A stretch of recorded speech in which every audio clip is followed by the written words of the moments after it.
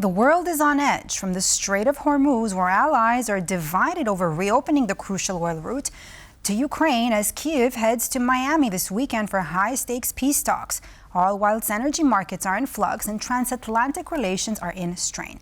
My guest on World News tonight is Diane Francis, Senior Fellow at the Atlantic Council. Diane, so glad to have you here. Pleasure to always have you here on World News tonight. All right, so Diane, they complain about the high oil prices, but don't want to help open the Strait of Hormuz. They're cowards. President Trump has publicly criticized NATO allies, calling them cowards for not assisting, I do see you laughing, to secure the Strait of Hormuz. What do you think about all this? I mean, here we have the leader of the free world openly criticizing his allies. Do you agree that the relationship is becoming more and more strained? Well, as you said, more and more strained. The more and more is important to note because it's always been strained ever since Trump took power.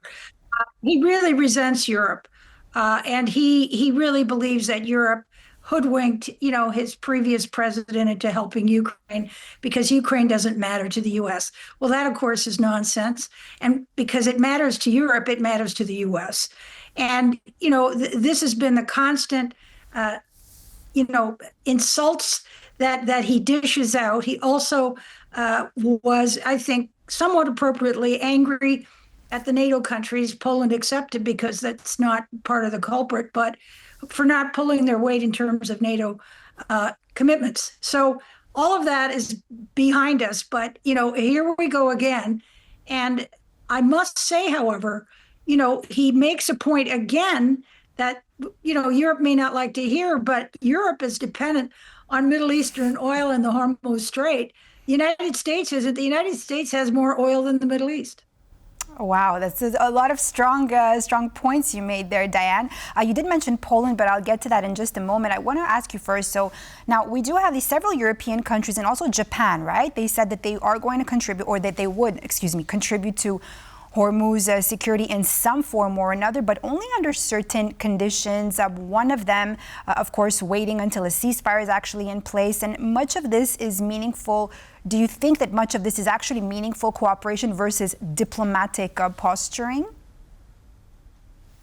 Well, I think they were co-opted into doing it and shamed into doing it. I think the throwing around the word coward and so on is very unacceptable. That's Trump. The point is that and I don't blame them, they didn't get consulted on the war.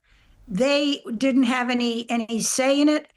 And, why should they have to put their own people in harm's way? But this is what Trump is going to do.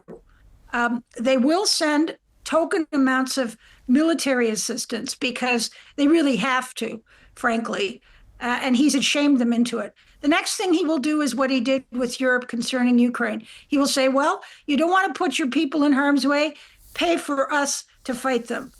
You pay for our missile costs and our armed forces, and you do all of that. Thirdly, he's, going to probably extract other benefits out of them in relationship to if they don't pony up. So, they've got to do it. But throwing around the word coward is pretty childish. For the leader, right, of the free world. But Dan, I mean, I do understand at one point how you say that they're probably going to have no choice. But I just want to ask you, because you did mention Poland, Poland did say that they're going to refuse to send military assistance to reopen the strait, that they're not going to commit troops. What do you think that says about maybe where Poland's foreign policy's priority stands right now? Well, look, Poland is an exceptional European country. First of all, it's been far more generous and helpful in every way: humanitarian assistance, taking refugees, ponying up military expenses, and so on. It leads the pack in NATO in terms of with the United States in military commitment. So it's a first class partner in NATO. As far as not joining into helping the Hormuz Strait situation, that just may be, I mean, I don't know, you'll have to tell me, but it doesn't upset me because I don't think they get their oil from the Hormuz Straits. I could be wrong, but it's a little tricky, and I really do think that Poland has pulled more than their fair share of weight in terms of helping Ukraine. So maybe the other big European countries should step up. Diane, there's a team from Ukraine that's supposedly, reportedly heading to the United States on Saturday, tomorrow, for talks with their American counterparts. What do you think about this? Now you're nodding. What do you think about this? And I also want to ask you at the same time, do you think that now we're in 21 days today, present day, of war, conflict in the Middle East? Do you think that it's going to have an impact, or it's already having an impact on the war in Ukraine, that it's possibly shifting the West concentration on the Middle East instead of actually aiding and not forgetting about Ukraine? Well, it's not good for Ukraine. And, this may be the reason why they're trying to get these talks going again, because they've been postponed. Look, the Americans are now involved in a shooting war in Iran, in the Middle East. They're not involved directly in the shooting war in Ukraine. That war is being financed by the Europeans using American weapons, but the Europeans really are on the hook, and they're the sugar daddy, if you like, behind the effort in the Ukrainian struggle.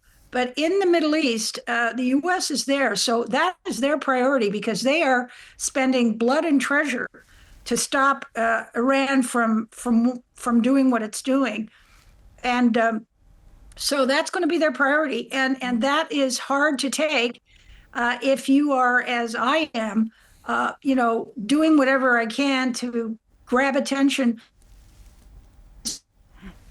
behalf. Because the other thing too is that Trump shouldn't be allowed to conclude that Iran is now being Russia on this.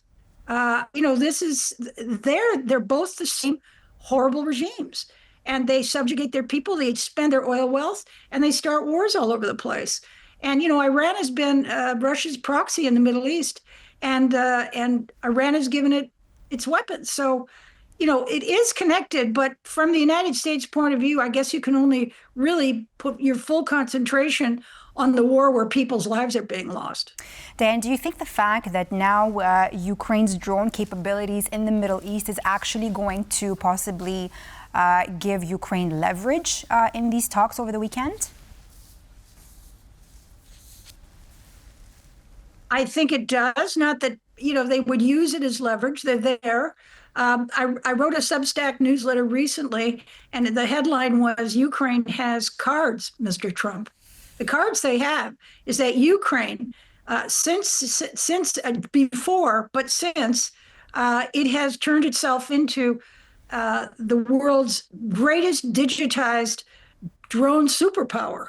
And drones are not toys. These drones are devastatingly powerful. And so to defeat Russia, they've had to learn how to get the best of and defeat the Iranian drones and missiles that the Russians have been using, and they have. So now they are going down, and they are advising the Americans and others, the Arab nations, as to how to defend themselves against the Iranian shaheeds and missiles. Mm-hmm. And that gives them huge prestige. That should give them leverage. And I would hope that, the Americans, or Trump in particular, finally gets off his high horse that Ukraine has no cards, and it's the problem in stopping the war. The problem in stopping the war is the maniac in Moscow, and Ukraine has more cards than Russia now, because it's turned itself into the greatest military machine from a digital modern point of view anywhere. Thank you so much, Diane Francis, for all your input and your analysis here on World News Tonight. Always a pleasure to have you. Thank you. And that's all for this edition of World News Tonight here on TVP World. I'm Diana Skaya. Thanks for watching, and I'll see you here next time.